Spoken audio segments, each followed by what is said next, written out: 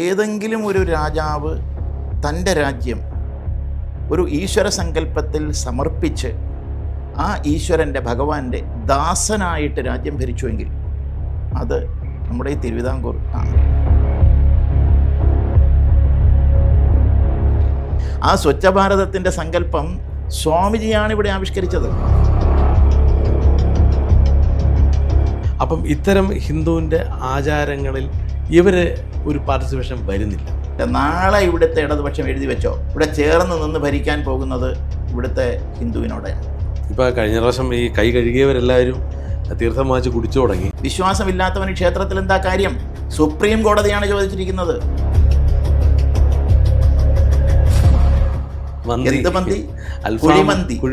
കുഴിമന്തിയും അതുപോലെ തന്നെ മറ്റേ ഇറച്ചിയും ഒക്കെ, അതിന്റെ പേരൊന്നും എനിക്ക് അറിഞ്ഞൂടാ. അൽഫാം എന്തു കുന്തമായാലും ശരി, ആ രക്തവും മാംസവും ഒക്കെ അടങ്ങുന്ന ആ ഒരു കാഴ്ച. വിവാദം നടക്കുന്നതിലാണ്. വിവാദം നടന്നിട്ട് കഴിഞ്ഞ 3-4 ദിവസത്തിന് മുമ്പ് അതിന്റെ ചിത്രങ്ങൾ വന്നതാണ്. ബീഫ് കുത്തിക്കയറ്റി കൊടുക്കുന്നത് വടക്കേ ഇന്ത്യയിൽ. നിങ്ങൾ സംഖ്യയാണോ? ബീഫ് കഴിച്ചില്ലെങ്കിൽ സംഖ്യയാണോ ചോദിക്കുകയാണ്. പക്ഷെ ഇതൊന്നും മതം വേണ്ടാത്ത, ഹിതാവ് വേണ്ടാത്ത ഹിന്ദു ഇവിടെ ഇല്ലേ? ജന്തു. ഞാൻ എവിടെ പോകുമ്പോഴും ഞാൻ പറയുന്നത്, ഞാനിവിടെ വന്നത് നിങ്ങളെ തീവ്രവാദികളാക്കാനാണ്. നിങ്ങളെ ഇവിടെ തീവ്രവാദിയാക്കിയിട്ടേ ഞാൻ പോകൂ എന്നാണ് ഞാൻ പറയുന്നത്. ഹിന്ദുവിൻ്റെ സംസ്കാരം ഇവിടെ ഉണ്ട്. സംസ്കാരം അങ്ങനെ തന്നെ നിലനിന്നാൽ മാത്രമേ ഇവിടെ ഒരു മുസ്ലിമിന് ജീവിക്കാൻ പറ്റൂ. എല്ലാറ്റിലും വലുത് രാഷ്ട്രമാണ്, രാഷ്ട്രമാണ് വലുത്, രാഷ്ട്രമാണ് വലുത്, രാഷ്ട്രമാണ് വലുത് എന്ന് പറഞ്ഞിട്ടാണ് ആ കുട്ടി സംസാരം തന്നെ തീർത്തത്. ഈ ഒരു ചിന്ത ഇവിടെ കസേരയിൽ ഇരിക്കുന്നവന്മാർക്കുണ്ടോ? ഈ ഒരു ചിന്ത ഇവിടെ ജാതിയുടെ നേതാക്കന്മാരെന്ന് പറഞ്ഞ് നടക്കുന്നവന്മാർക്കുണ്ടോ? അനന്തപുരി ഹിന്ദു മഹാസമ്മേളനം നടക്കുന്ന സമയം കൂടിയാണ്. അതിൻ്റെ കൂടുതൽ വിശദീകരണത്തിലേക്ക് പോകാം. ഇന്ന് നമ്മോടൊപ്പം ശ്രീ ശക്തി ശാന്താനന്ദ മഹർഷി സ്വാമിജിയുണ്ട്. സ്വാമിജിയെ സ്വാഗതം ചെയ്യാം. സ്വാമിജി നമസ്കാരം. നമസ്കാരം. ഇപ്പോൾ ഈ അനന്തപുരി ഹിന്ദു മഹാസമ്മേളനം ഓർക്കുമ്പോൾ സത്യാനന്ദ സരസ്വതിയെ, ഗുരുവിനെയാണ് ഓർമ്മ വരുന്നത്. അന്ന് കൊളുത്തിയ ദീപമാണ് ഇത്രയും വർഷം ഇങ്ങനെ കണ്ടിന്യൂ ചെയ്ത് പൊയ്ക്കൊണ്ടിരിക്കുന്നു. അതൊരു മഹാഭാഗ്യമായി കരുതുന്നു. ഇന്നിപ്പോൾ അതിൽ പങ്കെടുക്കാൻ പറ്റിയത് ഒരുപാട് ആളുകൾ അവിടെ വരുന്നു, പ്രഭാഷണങ്ങൾ. നമുക്ക് കൂടുതൽ സമയവും നമ്മളെന്താണെന്നും നമ്മുടെ സ്വത്വത്തിലേക്ക് നമ്മൾ മടങ്ങേണ്ട ഒരു ആവശ്യകത അന്ന് കൊളുത്തി വെച്ച തിരിയാണ്. അതെ.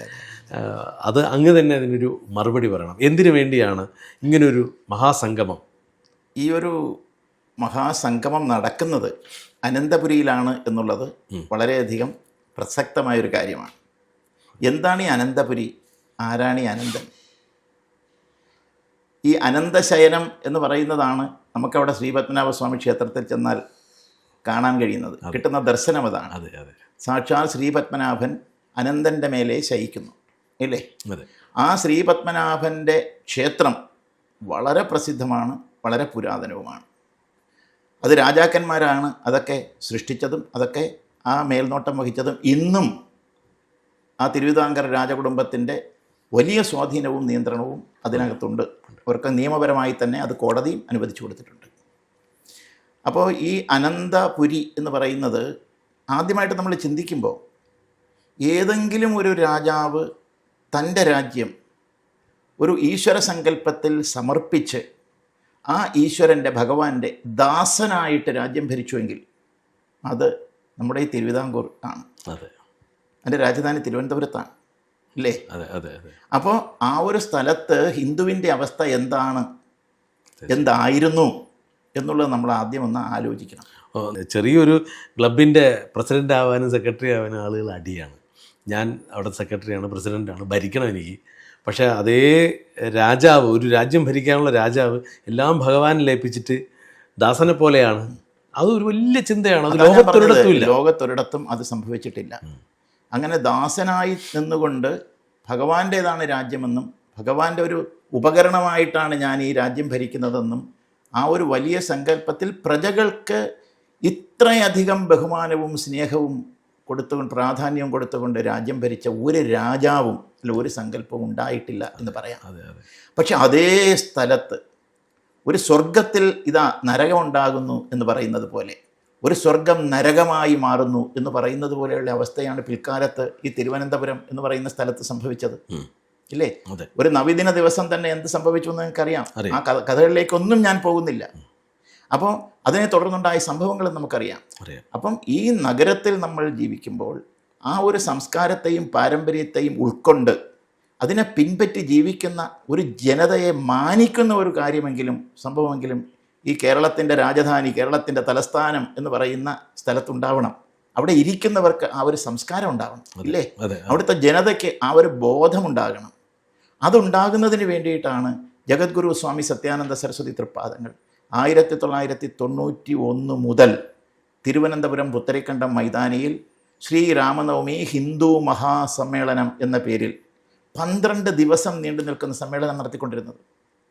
ശ്രീരാമനവമിയാണ് ശ്രീരാമദാസ് ആശ്രമത്തിൻ്റെ ഏറ്റവും വലിയ സെലിബ്രേഷൻ. ഭാരതമെമ്പാടും രഥയാത്രകൾ നടത്തിയും അതുപോലുള്ള രാമസന്ദേശവും രാമായണത്തിൻ്റെ സന്ദേശവും ഒക്കെ വിളംബരം ചെയ്തുമൊക്കെ വളരെ അധികം സജീവമായി പ്രവർത്തിക്കുന്ന ഒരു ആശ്രമമാണ് ഈ ചേങ്കോട്ടുകോണം ശ്രീരാമദാസ് ആശ്രമം. അത് സ്വാമിജിയുടെ ഗുരുവിൽ തുടങ്ങിയതാണ്. ബ്രഹ്മശ്രീ നീലകണ്ഠ ഗുരുപാദർ 1921 മുതൽ ആ ശ്രീരാമനവമിയുടെ ആഘോഷം ഇവിടെ നടത്തിക്കൊണ്ടിരിക്കുകയാണ്. ഇന്നും നാടിൻ്റെ നാനാഭാഗങ്ങളിൽ നിന്നും ശ്രീരാമനവമിക്ക് ചപ്രങ്ങളും അതും ഇതും വരികയും അങ്ങനെ വലിയ ആഘോഷമാണ് നടക്കുന്നത് എല്ലാ വർഷവും ശ്രീരാമനവമിക്ക്. അതവിടെ ഇരിക്കട്ടെ. അപ്പോൾ തിരുവനന്തപുരത്ത് ശ്രീരാമനവമി ഹിന്ദു മഹാസമ്മേളനം എന്ന പേരിലാണ് സ്വാമിജി അത് ആരംഭിച്ചത്. അത് പുണർദം രാമൻ്റെ നക്ഷത്രമായ പുണർദം നക്ഷത്രം മുതൽ ബ്രഹ്മശ്രീ നീലകണ്ഠ ഗുരുപാദരുടെ, സ്വാമിജിയുടെ ഗുരുവായ നീലകണ്ഠ ഗുരുപാദരുടെ നക്ഷത്രമായ തൃക്കേട്ട നക്ഷത്രം വരെ ഉള്ള 12 ദിവസം നീണ്ടു നിൽക്കുന്ന മഹാസമ്മേളനങ്ങളാണ്. ആ സമ്മേളനങ്ങളിൽ സാഹിത്യ സമ്മേളനമുണ്ട്, കവി സമ്മേളനമുണ്ട്, ചരിത്ര സമ്മേളനമുണ്ട്, മഹിളാ സമ്മേളനമുണ്ട്, യുവജന സമ്മേളനമുണ്ട് എന്ന് വേണ്ട ഈ സമൂഹത്തിൻ്റെ പല different sections of the society എന്ന് പറയാൻ തക്ക രീതിയിൽ എല്ലാ വിഭാഗങ്ങളിൽപ്പെട്ട ആളുകളെയും ഒരുമിപ്പിച്ച് കൊണ്ടുവരുന്നതിനും ആ സംസ്കാരത്തെയും ആ ഒരു പാരമ്പര്യത്തെയും പ്രൊമോട്ട് ചെയ്യുന്നതിനുമുള്ള ഒരു വലിയ പദ്ധതിയായിരുന്നു സ്വാമിജി ഈ സമ്മേളനത്തിലൂടെ നടപ്പാക്കിയത്. അവിടെ നിന്ന് ആദ്യം അവിടുത്തെ യാഗശാലയ്ക്ക് കാല് നാട്ടുന്ന കർമ്മം മുതൽ അവസാനം കടപ്പുറത്തെ മണ്ണ് വാരി വിതറുന്നത് വരെയും, അതുമാത്രമല്ല അവസാനത്തെ ദിവസം ആ സമ്മേളനം സമാപിച്ചിരുന്നത് തിരുവാറാട്ട് ഘോഷയാത്രയോട് കൂടിയിട്ടാണ്. യജ്ഞശാലയിൽ രാമൻ, സീത, ഹനുമാൻ അതുപോലുള്ള കാര്യങ്ങളും എല്ലാ ദിവസവും ഹോമമൊക്കെ ഉണ്ട്. അവസാനത്തെ ദിവസം ഈ ഭഗവാൻ ശ്രീരാമചന്ദ്രനെ രഥത്തിൽ തിരുവനന്തപുരം നഗരിൽ എഴുന്നള്ളിക്കും. ആ പുത്തരിക്കണ്ടത്തുനിന്ന് തിരിച്ചു കഴിഞ്ഞാൽ അവിടെ നിന്ന് നേരെ തമ്പാനൂർ വഴി അങ്ങനെ ആര്യശാല പോയി ചാലയിൽ കൂടെ വന്ന് അവസാനം ഈ കോട്ട പത്മനാഭസ്വാമിയെ പ്രദക്ഷിണം ചെയ്ത് വന്ന് ആ പത്മതീർത്ഥത്തിലാണ് ആറാട്ട് നടത്തിക്കൊണ്ടിരുന്നത്. ഈ ആറാട്ട് നടക്കുന്നതിൻ്റെ തലേ ദിവസം, അതായത് സമ്മേളനം തീരുന്നതിൻ്റെ തലേ ദിവസം ഈ രാമൻ പോകുന്ന വീഥി മുഴുവൻ സ്വാമിജിയുടെ നേതൃത്വത്തിൽ ശുദ്ധമാക്കിക്കൊണ്ടിരുന്നു. കുട്ടയും വട്ടിയും മൺവെട്ടിയും ഒക്കെ എടുത്ത് ഈ സമൂഹത്തിൽ പല തലങ്ങളിലുള്ളവർ, ചെറുതൊന്നും വലുതൊന്നുമുള്ള വ്യത്യാസം കൂടാതെ കൂലിവേലക്കാരൻ തൊട്ട് ഡോക്ടറും എഞ്ചിനീയറും സാഹിത്യകാരനും എല്ലാവരും സന്യാസിയും എല്ലാവരും ചേർന്ന് 100 കണക്കിനുള്ള ആളുകൾ സ്വാമിജി കുട്ട വട്ടി തുടങ്ങിയിട്ടുള്ള ഈ ശുദ്ധീകരിക്കുന്നതിനുള്ള വൃത്തിയാക്കുന്നതിനുള്ള ഉപകരണങ്ങളൊക്കെ ഗുരുവിൻ്റെ പടത്തിൻ്റെ, രാമൻ്റെ പടത്തിൻ്റെ മുമ്പ് വെച്ച് പൂജ ചെയ്ത് പുഷ്പാർച്ചന ചെയ്ത് പൂജ ചെയ്ത് ഓരോരുത്തരെ ഏൽപ്പിക്കുകയാണ്. നഗര ശുചീകരണ പൂജയാണ്. മോദിജി എന്താ പറഞ്ഞത് അവസാനം? സ്വച്ഛ ഭാരത്. ആ സ്വച്ഛ ഭാരതത്തിൻ്റെ സങ്കല്പം സ്വാമിജിയാണ് ഇവിടെ ആവിഷ്കരിച്ചത്. അന്ന് കേന്ദ്ര നേതാക്കന്മാർ, മന്ത്രിമാർ ഒക്കെ അവിടുത്തെ രാജമാതാ വിജയരാജ സിന്ധ്യ ഈ സമ്മേളനത്തിന് വരുമ്പോൾ സ്വാമിജിയെ കാണുന്നില്ല. സ്വാമിജി എവിടെ? അദ്ദേഹം ആ ചാലയിൽ നിൽക്കുകയാണ്, തൂത്തുകൊണ്ട് നിൽക്കുകയാണ്, വൃത്തിയായിക്കൊണ്ട് നിൽക്കുകയാണ്. സ്വാമിജിയെ കണ്ടിട്ടേ ഞാൻ വന്ന് പ്രസംഗിക്കുന്നുള്ളൂ. പോയി ചെന്ന് അവിടെ ചെന്ന് സ്വാമിജിയെ നമസ്കരിച്ച് ആ ചെളിയിൽ നമസ്കരിച്ച് സ്വാമിജിയുടെ കയ്യിൽ നിന്ന് ആ ചൂല് വാങ്ങിച്ചിട്ട് അവർ അത് ചെയ്തു. ഞാൻ പറഞ്ഞു, ഇങ്ങനെ ധാരാളം ആളുകൾ, രാമാനന്ദ സാഗർ, രാമായണം, അശോക് സിംഗാജി തുടങ്ങി നമ്മുടെ ഭാരതത്തിൽ അന്ന് അറിയപ്പെട്ടിരുന്ന ഹൈന്ദവ നേതാക്കന്മാരെല്ലാം അവിടെ വന്നിരുന്നു. രാമക്ഷേത്രത്തിൻ്റെ സമരത്തിൽ വളരെ സജീവമായി പങ്കെടുത്ത് രക്തസാക്ഷിത്വം വരിച്ച കോത്താരി സഹോദരന്മാരുടെ അച്ഛനെയും അമ്മയെയും കൊണ്ടുവന്ന് വീരമാതാ പുരസ്കാരം കൊടുത്തു. സ്വാമിജി അത് 6 വർഷമാണ് ആ കാര്യങ്ങൾ ഇവിടെ ചെയ്തത്. 4 വർഷം സ്വാമിജി ചെയ്തതിന് ശേഷം, മാതൃകാപരമായി ചെയ്തതിന് ശേഷം അദ്ദേഹം പറഞ്ഞു, എൻ്റെ ജോലി കഴിഞ്ഞു, എങ്ങനെയാണ് ഇത് നടത്തേണ്ടത് എന്ന് ഞാൻ മാതൃകാപരമായി കാണിച്ചു തന്നു. അടുത്ത വർഷം മുതൽ നിങ്ങൾ ചെയ്യും. അതിനുശേഷമാണ് തിരുവനന്തപുരത്ത് ഇങ്ങനെ ഹിന്ദു ധർമ്മ പരിഷത്ത് എന്ന പേരിൽ ഒരു സംഘടന രൂപപ്പെടുകയും അതിൽ ആശ്രമത്തിൻ്റെ സമ്പൂർണ്ണമായ സഹകരണത്തോടു കൂടിയും സ്വാമിജിയുടെ സങ്കല്പത്തിലും തന്നെയാണ് ഇന്നവിടെ അനന്തപുരി ഹിന്ദു മഹാസമ്മേളനം നടക്കുന്നത്. ഗോപാൽജിയാണ് ഗോപാൽജിയാണ് അതിന് നേതൃത്വം കൊടുക്കുന്നത്. വളരെ നല്ല രീതിയിൽ അത് നടന്നു വരുന്നു. ഇപ്പോൾ ഇത്തരം പ്രവർത്തനങ്ങൾ നമുക്ക് ഒരു കൂട്ടായ്മ ഉണ്ടാവുന്നു, ഹിന്ദുവിൻ്റെ ഒരു ഏകീകരണം എത്രത്തോളം ശക്തമാകുന്നു? ഇപ്പം പലതരം രാഷ്ട്രീയങ്ങൾ ഉള്ളവരുണ്ട്, അവരുടെയൊക്കെ പാർട്ടിസിപ്പേഷൻ. ഇപ്പം ഞാൻ രാഷ്ട്രീയത്തിന് മുകളിലാണ് എൻ്റെ ധർമ്മബോധം എന്ന് വിശ്വസിക്കുന്ന എത്ര പേര് അതിനകത്ത് പങ്കെടുക്കാൻ സാധ്യതയുണ്ട്? ഇത്രയും വർഷമായി നടന്നുകൊണ്ടിരിക്കും, സ്വാഭാവികമായിട്ട് ഇത് വരേണ്ടതല്ലേ? നോക്കൂ, രാഷ്ട്രീയത്തിന് മുകളിലാണ് ധർമ്മബോധം എന്ന് പറയുമ്പോൾ അവിടെ ചെറിയൊരു തിരുത്തുണ്ട്. ഇന്ന് കാണുന്നത് രാഷ്ട്രീയമല്ല, ഇന്ന് കാണുന്നത് പാർട്ടിയമാണ്. പാർട്ടിയെ സംബന്ധിക്കുന്നത് രാഷ്ട്രീയമല്ല, രാഷ്ട്രത്തെ സംബന്ധിച്ച ഉദ്ദേശം മനസ്സിലായി. രാഷ്ട്രത്തെ സംബന്ധിച്ചതാണ്, മറ്റുള്ളവരുടെ അറിവിന് വേണ്ടി ഞാൻ പറയാം, മനസ്സിലായി. രാഷ്ട്രത്തെ സംബന്ധിച്ചതാണ് രാഷ്ട്രീയമെങ്കിൽ അതും ധർമ്മവും ഒന്ന് തന്നെയാണ്. പക്ഷേ ഇന്ന് രാഷ്ട്രീയത്തെ സംബന്ധിച്ചത് അല്ല രാഷ്ട്രീയം എന്നറിയപ്പെടുന്നത്. ഇവിടെ പാർട്ടിയെ സംബന്ധിച്ചതിനെയാണ് രാഷ്ട്രീയം എന്ന് പറയുന്നത്. അവൻ രാഷ്ട്രീയക്കാരനാണെന്ന് പറഞ്ഞാൽ ആ പാർട്ടിയുടെ ആളാണ്. മനസ്സിലായില്ലേ? അത് പാർട്ടിയമാണ്. ഇവിടെ നമ്മൾ മനസ്സിലാക്കേണ്ടത്, ഒരു പാർട്ടിയുമില്ലെങ്കിലും ഈ നാടിൽ രാഷ്ട്രീയമുണ്ട്, ഒരു പാർട്ടിയുമില്ലെങ്കിലും രാഷ്ട്രമുണ്ട്. അങ്ങനെ ഉണ്ടായിരുന്നു. രാമൻ ഭരിച്ചപ്പോഴും കൃഷ്ണൻ ഭരിച്ചപ്പോഴും ഇന്ന് കാണുന്ന ഒരു പാർട്ടിയുമില്ല, വേറെയും പാർട്ടികളില്ല. മനസ്സിലായില്ലേ? അന്ന് രാഷ്ട്രമില്ലേ? ഉണ്ട്. ശക്തമായി രാഷ്ട്രമുണ്ട്, രാഷ്ട്രീയമുണ്ട്. രാഷ്ട്രത്തെ സംബന്ധിച്ച എല്ലാ ഏർപ്പാടുകളും ഉണ്ട്. ജനങ്ങൾക്ക് എങ്ങനെ എല്ലാ സൗകര്യങ്ങളും നൽകുന്നതിനുള്ള എല്ലാ വ്യവസ്ഥിതികളും ഉണ്ട്. അപ്പോൾ രാഷ്ട്രീയവും ധർമ്മവും എന്ന് പറയുന്ന ഒന്ന്. പക്ഷേ പാർട്ടിയം എന്ന് പറയുമ്പോൾ പാർട്ടിയുടെ ധർമ്മം വേറെ, ഇവിടെ കാണുന്നത് രാഷ്ട്രത്തിൻ്റെ ധർമ്മം വേറെ. ഇവിടെ രാഷ്ട്രത്തിൻ്റെ ധർമ്മമായിരിക്കണം പാർട്ടിയുടെ ലക്ഷ്യം എങ്കിൽ മാത്രമേ ഇവിടെ ഒരു ഏകോപനം ഉണ്ടാവൂ. തീർച്ചയായും പാർട്ടിയുടെ ധർമ്മം മനസ്സിലായല്ലോ നമുക്കിപ്പോൾ. മനസ്സിലായി. നല്ല സുഖം അറിഞ്ഞുകൊണ്ട് യാതൊരു അസുഖവും ഇല്ലാത്തവൻ ബോധപൂർവം ഹിന്ദുവിനെ ആക്ഷേപിക്കുമ്പോൾ അവന് ഭ്രാന്താണെന്ന് ഉള്ളൊരു ഡോക്യുമെന്റ് കൊടുത്ത് സർട്ടിഫിക്കറ്റും കൊടുത്ത് അവനെ ശിക്ഷയിൽ നിന്ന് ഒഴിവാക്കാനുള്ള നടപടിയല്ലേ ഗുരുവായൂർ നടന്നത്? അതല്ലേ ഇന്നിപ്പോൾ നടക്കുന്നത്? എന്താ? അതെ, ഇന്നും അത് തന്നെയാണ്. അത് ഞാൻ ഈ സൂചിപ്പിക്കാൻ വന്നത്, കഴിഞ്ഞ മഹാമണ്ഡലേശ്വരൻ്റെ നടത്തി വന്നിരുന്ന ആ ഒരു മാഘമേളയിൽ തൊട്ടടുത്ത് ഇത്രയും ജനങ്ങൾ വന്നിട്ട് ഒരു സർക്കാരിൻ്റെ പ്രതിനിധിയോ അല്ലെങ്കിൽ ഒരു രാഷ്ട്രീയക്കാരനോ തിരിഞ്ഞു നോക്കാത്തൊരു സ്ഥലമായിരുന്നു. ഇനി രാഷ്ട്രീയക്കാരനെന്ന് പറയരുത്, പാർട്ടിക്കാരനെന്ന് പറഞ്ഞാൽ പാർട്ടി പറഞ്ഞ് ശീലമായി പോയിട്ടുണ്ട്. അപ്പോൾ ഈ അങ്ങ് പറഞ്ഞതുപോലെ പാർട്ടിക്കാർ തിരിഞ്ഞു നോക്കിയില്ല. അത് കോൺഗ്രസിൻ്റെ ആയിക്കോട്ടെ ഇടതുപക്ഷത്തിൻ്റെ ആയിക്കോട്ടെ, ഒരാളും തിരിഞ്ഞു നോക്കിയിട്ടില്ല. അപ്പം ഇത്തരം ഹിന്ദുവിൻ്റെ ആചാരങ്ങളിൽ ഇവർ ഒരു പാർട്ടിസിപ്പേഷൻ വരുന്നില്ല. തിരിഞ്ഞു നോക്കും അടുത്ത പ്രാവശ്യം മുതൽ. കാരണം ഇവരാരും പ്രതീക്ഷിച്ചില്ല അവിടെ അത്രയും ആളുകൾ കൂടുമെന്ന്. നേതാക്കന്മാർ മാത്രമാണ് തിരിഞ്ഞു നോക്കാത്തത്. അവിടെ കമ്മ്യൂണിസ്റ്റുകാർ ധാരാളം വന്നിരുന്നു, കോൺഗ്രസ്സുകാർ ധാരാളം വന്നിരുന്നു, എന്തിന് മുസ്ലിം ലീഗുകാരും അവിടെ വന്നിരുന്നു. വന്നവർക്കൊക്കെ വളരെ നല്ല അനുഭവവും അനുഭൂതിയും ശാന്തിയും ഒക്കെ അനുഭവപ്പെട്ടിട്ടുമുണ്ട്. അവരവരുടെ അഭിപ്രായങ്ങൾ രേഖപ്പെടുത്തിയിട്ടുമുണ്ട്. ഞാനവിടെ ഉണ്ടായിരുന്ന ആളാണ്, അതിൽ പങ്കെടുത്തിരുന്ന ആളാണ്. മനസ്സിലായില്ലേ? അപ്പോൾ ഇത് ഹിന്ദു സംഘടിക്കും എന്ന് കാണുമ്പോൾ ആ സംഘടിത ശക്തി നമുക്ക് വോട്ട് കുറയ്ക്കുന്നതിന് കാരണമാകും എന്ന് വരുമ്പോൾ ആ സംഘടിത ശക്തിയോടുകൂടി ചേരും, യാതൊരു സംശയവുമില്ല. നാളെ ഇവിടുത്തെ ഇടതുപക്ഷം എഴുതി വെച്ചോ, ഇവിടെ ചേർന്ന് നിന്ന് ഭരിക്കാൻ പോകുന്നത് ഇവിടുത്തെ ഹിന്ദുവിനോടെയാണ്. തീർച്ചയായും ഹിന്ദുവിനെ അംഗീകരിച്ചുകൊണ്ട്, ഹിന്ദുവിൻ്റെ വിശ്വാസങ്ങൾ അംഗീകരിച്ചുകൊണ്ട്, ഹിന്ദുവിൻ്റെ പ്രത്യയശാസ്ത്രത്തെ അംഗീകരിച്ചുകൊണ്ട് ഹിന്ദുവിനെ പ്രതിനിധാനം ചെയ്യുന്ന ഏത് പാർട്ടിയുണ്ടോ ആ പാർട്ടിയോടൊപ്പം ഇവിടുത്തെ CPM-ഉം CPI-യും വരാതെ ഇവർക്കിവിടെ നിലനിൽക്കില്ല എന്നൊരു സാഹചര്യത്തിലേക്ക് വന്നുകൊണ്ടിരിക്കുകയാണ്.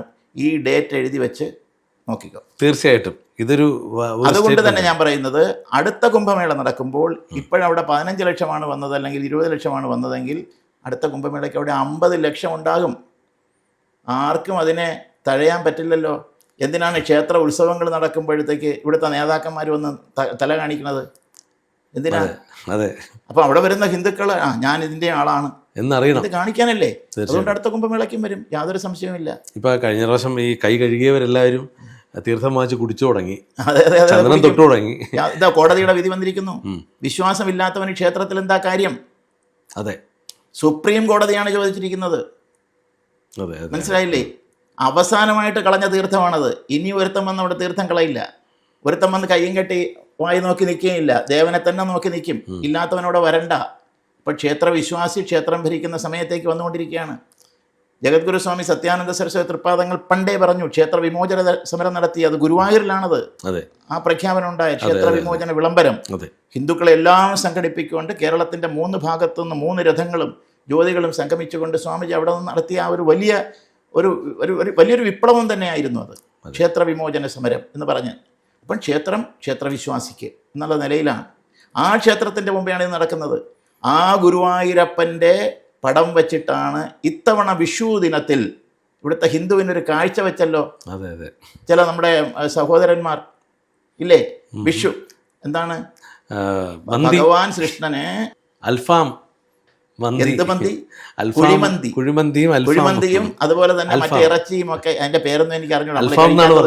അൽഫാം എന്ത് കുന്തമായാലും ശരി, ആ രക്തവും മാംസവും ഒക്കെ അടങ്ങുന്ന ആ ഒരു കാഴ്ച, അത് മറ്റേ വിഷുക്കണി വെക്കുന്ന ആ പൂവിനോടൊപ്പം അല്ലേ, മറ്റേ ഫലവർഗ്ഗങ്ങളോടൊപ്പം അന്ന് മലയാളി കണി കണ്ടത് ഇതാണ് കാര്യം. എല്ലാവരുടെയും വന്ന് കണി കണ്ടത് ചിക്കൻ കഴിച്ചുകൊണ്ടിരിക്കുന്ന കൃഷ്ണനെയായിരുന്നു ഭഗവാൻ. അതാണ് ഞാൻ പറഞ്ഞത്. ഇതൊക്കെ ചെയ്തപ്പോഴെന്താ, അതിനും ഇവിടുത്തെ ഹിന്ദു എന്ന് പറയുന്ന പാർട്ടിക്കാരനും ജാതിക്കാരനും വിപ്ലവക്കാരനും മതേതരക്കാരനും പറഞ്ഞ എന്താ, അവനെന്തോ അബദ്ധം പറ്റിപ്പോയതാണ്, ഏതോ കലാകാരൻ്റെ കരവിരുതാണത്, മനസ്സിലായില്ലേ, കലാവിരുതാണത് എന്നാണ്. പിന്നെ വേറെ ചിലർ പറഞ്ഞെന്താ, മാനസികമായിട്ട് അത്ര ശരിയല്ലാത്തവരാണ്. ഇങ്ങനെ മാനസിക രോഗിയാക്കി ചില സന്ദർഭങ്ങളിൽ നിന്ന് രക്ഷപ്പെടാനും രക്ഷപ്പെടുത്താനും ശ്രമിക്കുന്ന ഒരു കാഴ്ചയാണ്. പക്ഷെ അതിനെയൊക്കെ സപ്പോർട്ട് ചെയ്യുന്ന ഒരു വിഭാഗം ഇവിടെ ഉണ്ട് ഹിന്ദുവിൽ എന്നുള്ളതാണ് ഹിന്ദുവിൻ്റെ ശാപം. ഇതിനകത്തൊരു കാര്യം കൂടെ, ബിഗ് ബോസ് താരം അപ്പോൾ ഇടയ്ക്കൊരു വീഡിയോയിൽ ഒരു കുട്ടി ബീഫ് കഴിക്കുന്നതിനെ ചുറ്റും, അതിപ്പോൾ കേരള സ്റ്റോറിയിൽ ബീഫ് വായിക്കകത്ത് കുത്തി തിരികെ വയ്ക്കുന്ന ഒരു രംഗമുണ്ട്. അത് ഇവിടെയുള്ള മലയാളികൾ, കൂടുതലും മലയാളികൾ കേരളത്തിലുള്ളവരാണ്, വിമർശിച്ചു. അങ്ങനെ ഇവിടെ ആരും നടക്കുന്നില്ല, കേരളത്തിൽ അങ്ങനെ ഒരു സംഭവമില്ല എന്നൊക്കെ പറഞ്ഞ് വിവാദം നടക്കുന്നതിൻ്റെ പശ്ചാത്തലത്തിലാണ്. വിവാദം നടന്നിട്ട് ഇതാ കഴിഞ്ഞ 3-4 ദിവസത്തിന് മുമ്പ് അതിൻ്റെ ചിത്രങ്ങൾ വന്നതാണ്, ബീഫ് കുത്തിക്കയറ്റി കൊടുക്കുന്നത് വടക്കേ ഇന്ത്യയിൽ. അതെ അതെ അതെ, മനസ്സിലായില്ലേ? അതെ അതെ. അപ്പം ഇതൊക്കെയാണോ വലിയ കാര്യം? ഇതിനേക്കാളും അപ്പുറത്ത് നടന്നില്ലേ, കലിമ ചൊല്ലാൻ കഴിയാത്തവർക്ക്, കലിമ ചൊല്ലാൻ അറിഞ്ഞുകൂടാത്തവരെ വെടിവെച്ച് കൊന്ന സമ്പ്രദായമില്ലേ? അതിന്റെ വാർഷികം ആചരിച്ചു കഴിഞ്ഞു. ഇപ്പോൾ 1 വർഷം അങ്ങോട്ട് കഴിഞ്ഞതേ ഉള്ളൂ. സിന്ദൂർ അതിൽ മരണപ്പെട്ട ആ ഒരു മഹാത്മാവിന്റെ ആ ഒരു വലിയ മനുഷ്യൻ, അദ്ദേഹത്തിന്റെ വലിയൊരു മകൾ പറഞ്ഞതെന്താണെന്ന് ഇടയ്ക്ക് വന്നിരുന്നത്, നമുക്ക് വളരെ വേദന തോന്നുന്ന ആ വികാരനിർഭരമായ രംഗമാണ്. എങ്ങനെയാണ് ആ കുട്ടി കരയാതെ കണ്ണുനീരടക്കി അത്രയും സംസാരിച്ചതെന്ന് എനിക്ക് അറിഞ്ഞുകൂടാ. അവർ അവസാനം പറഞ്ഞതാണ്, എല്ലാറ്റിലും വലുത് രാഷ്ട്രമാണ്, രാഷ്ട്രമാണ് വലുത്, രാഷ്ട്രമാണ് വലുത്, രാഷ്ട്രമാണ് വലുത് എന്ന് പറഞ്ഞിട്ടാണ് ആ കുട്ടി സംസാരം തന്നെ തീർത്തത്. ഈ ഒരു ചിന്ത ഇവിടെ കസേരയിൽ ഇരിക്കുന്നവന്മാർക്കുണ്ടോ? ഇല്ല. ഈ ഒരു ചിന്ത ഇവിടെ ജാതിയുടെ നേതാക്കന്മാരെന്ന് പറഞ്ഞ് നടക്കുന്നവന്മാർക്കുണ്ടോ? ഇല്ല. ഉണ്ടോ? ഇവൻ്റെയൊക്കെ വിചാരം എന്താ? ഇവനൊക്കെയാണ് ഈ ലോകത്തെ നിയന്ത്രിക്കുന്നത്. ഞാനൊന്നും ഇല്ലെങ്കിൽ, എൻ്റെ ജാതി ഇല്ലെങ്കിൽ, എൻ്റെ സംഘടന ഇല്ലെങ്കിൽ ഇവരൊന്നും നിലനിൽക്കില്ല എന്നാണോ? നായരുടെ സംഘടന എന്താ വിചാരിക്കണം? നായന്മാരൊക്കെ ഇവിടുത്തെ ലീഡർ പറയുന്നതാണ് കേൾക്കുന്നതെന്നാണോ? അവർ പറയുന്നതിനനുസരിച്ച് ഓശാന പാടുന്നവരാണ് ഇവിടുത്തെ എല്ലാ നായന്മാരുമാണെന്ന് വിചാരിക്കുന്നുണ്ടോ ഈ വിട്ടികൾ? ഇവിടുത്തെ ഈഴവൻ എന്താ വിചാരിക്കുന്നത്? സ്വതന്ത്രരായ, ചിന്തിക്കാൻ കഴിവുള്ള, നട്ടലുള്ള, ബുദ്ധിയുള്ള, വിവേകമുള്ള നായരും ഹിന്ദുവുമുള്ള സ്ഥലം തന്നെയാണ് ഈ കേരളം. യാതൊരു സംശയവും വേണ്ട. എല്ലാ ജാതിയും ഞാൻ ചേർത്തുകൊണ്ട് പറയുകയാണ്. അതുകൊണ്ട് ആരും അച്ചാരം വാങ്ങി ഇവിടുത്തെ ജനതയുടെ, ഈ ജാതിയുടെ ആളുകളെ മുഴുവൻ എൻ്റെ കീഴിലാണ്, അങ്ങനെയൊന്നും ആരും വിചാരിക്കേണ്ട. പാവങ്ങൾ ജോലിക്ക് വേണ്ടിയിട്ടുണ്ടല്ലോ, ആഹാരം കഴിക്കാൻ വേണ്ടി ഇതിനെയൊക്കെ ആശ്രയിക്കേണ്ടി വരുന്നതിൻ്റെ ഗതികേടാണ് നമ്മൾ കാണുന്നത്. ഇല്ലെങ്കിൽ നാളെ സ്കൂളിൻ്റെ സ്റ്റാഫിനെ പിരിച്ചുവിടും, മനസ്സിലായില്ലേ? അല്ലെങ്കിൽ കോളേജിലുള്ളതിനെ പിരിച്ചുവിടും, അല്ലെങ്കിൽ എന്ത് ചെയ്യും, ഒരു ട്രാൻസ്ഫർ ചെയ്യും. ഇത് തന്നെ പാർട്ടി തലത്തിൽ നടക്കുന്നത്. മതിൽ കെട്ടാൻ പറയുമ്പോൾ വരണം, ചങ്ങല പിടിക്കാൻ പറയുമ്പോൾ വരണം, ഇല്ലെങ്കിൽ നാളെ തൊട്ട് അനുഭവിക്കേണ്ടി വരും, ജോലിയില്ലാതെ ഇരിക്കേണ്ടി വരും.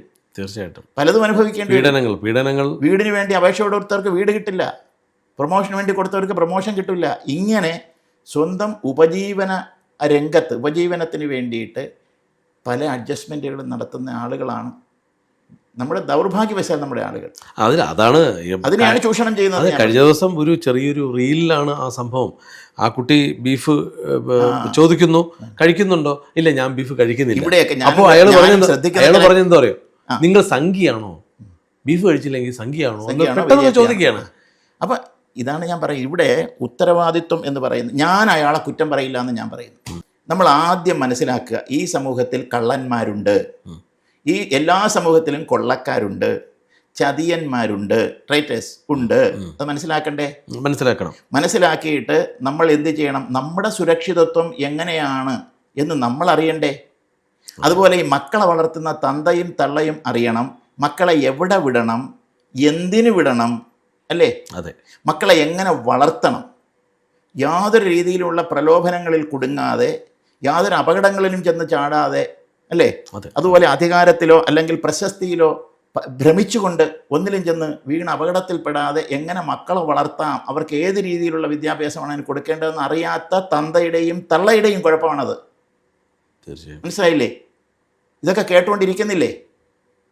ഏത് പെണ്ണും ആവട്ടെ, അതെ അതെ അതെ. അല്ലെങ്കിൽ ആരും ആവട്ടെ.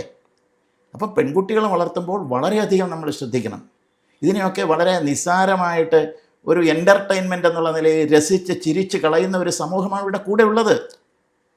എങ്ങനെ ഇതൊരു മുസ്ലിമിന് പറയാൻ കഴിയുന്നു? ഞാൻ ചോദിക്കട്ടെ. അതേസമയം പന്നിയിറച്ചിയാണെങ്കിൽ അല്ല, അദ്ദേഹം അതിന് പന്നിയിറച്ചി പറഞ്ഞപ്പോൾ അദ്ദേഹം ഇതിൻ്റെ ഒരു വിശദീകരണമായി വന്നു. സോഷ്യൽ മീഡിയയിൽ ഭയങ്കര ചർച്ചയായ സമയത്ത് ഇതിൻ്റെ ഒരു വിശദീകരണമായിട്ട് പുള്ളി വന്നു.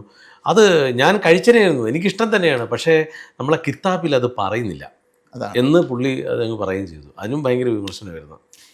ഇതൊക്കെ ഞാൻ പറയട്ടെ, ഞാൻ അവരെ ഒന്നും വിമർശിക്കാൻ ഞാനില്ല. അതാണ് ഞാൻ പറഞ്ഞത്. ഒരു ഭ്രാന്തനെ നമുക്ക് വിമർശിക്കാൻ പറ്റുമോ? പറ്റില്ല. ഭ്രാന്തൻ അങ്ങനെയാണ്.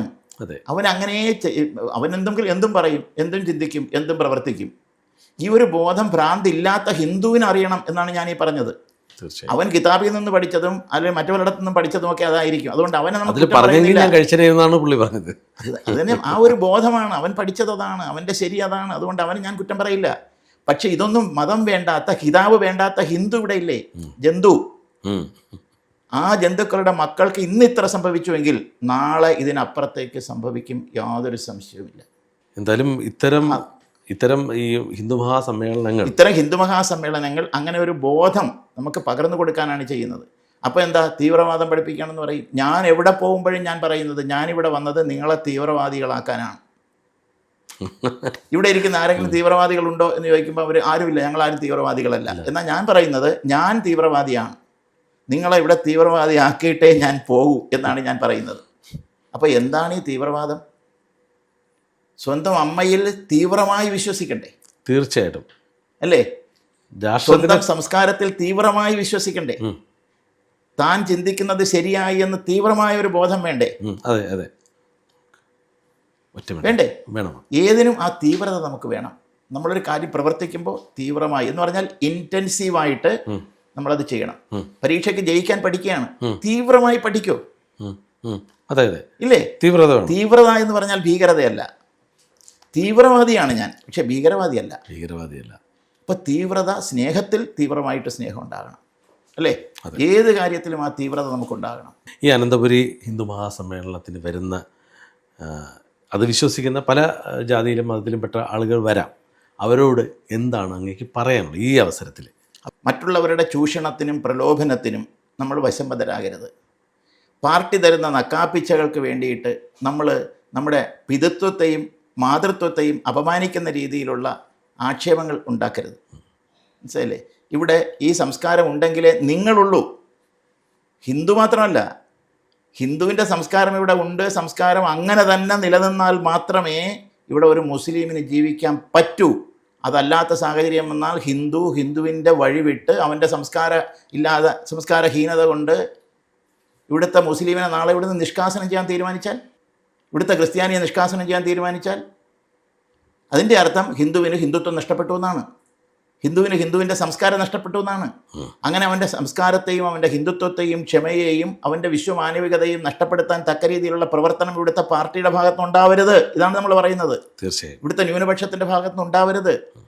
ഹിന്ദുവായി ജീവിച്ചാൽ ഈ രാഷ്ട്രത്തിന് നല്ലത്, ഈ ലോകത്തിനും നല്ലത്. അതുകൊണ്ട് എല്ലാവരും വരിക, വീടുകളിൽ കിടന്നുറങ്ങാതെ, അലസരായിരിക്കാതെ. അത് പ്രിയദർശിനി ഹാളിലാണ് ഇപ്പോൾ നടത്തുന്നത്. നിങ്ങളുടെ സാന്നിധ്യം വളരെ പ്രധാനമാണ്. വരുമ്പോൾ നിങ്ങളുടെ മക്കളെയും കൂടെ കൊണ്ടുവരണം.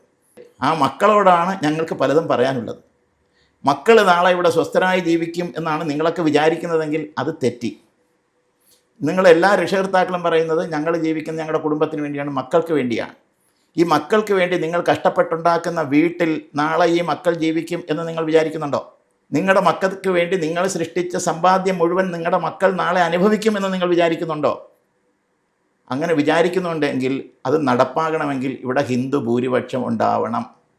ഇല്ലാത്തിടത്തോളം 2047 ആകുമ്പോൾ മറ്റുള്ളവർ പറയുന്നത് സംഭവിച്ചാൽ നിങ്ങളുടെ പ്രയത്നമൊക്കെ വിഫലമാണ്. സംഭവിക്കാതിരിക്കട്ടെ. ആർക്കുമെതിരെ ഒരു അനീതിയും പ്രവർത്തിക്കാതെ ഇവിടുത്തെ ഹിന്ദുവിന് അങ്ങനെയുള്ള സാഹചര്യം ഉണ്ടാക്കി കൊടുക്കാനുള്ള ഒരു പ്രവർത്തന രീതിയിലേക്ക് നിങ്ങൾ മാറണം. അതുമാത്രമേ എനിക്ക് എല്ലാവരോടും പറയാനുള്ളൂ.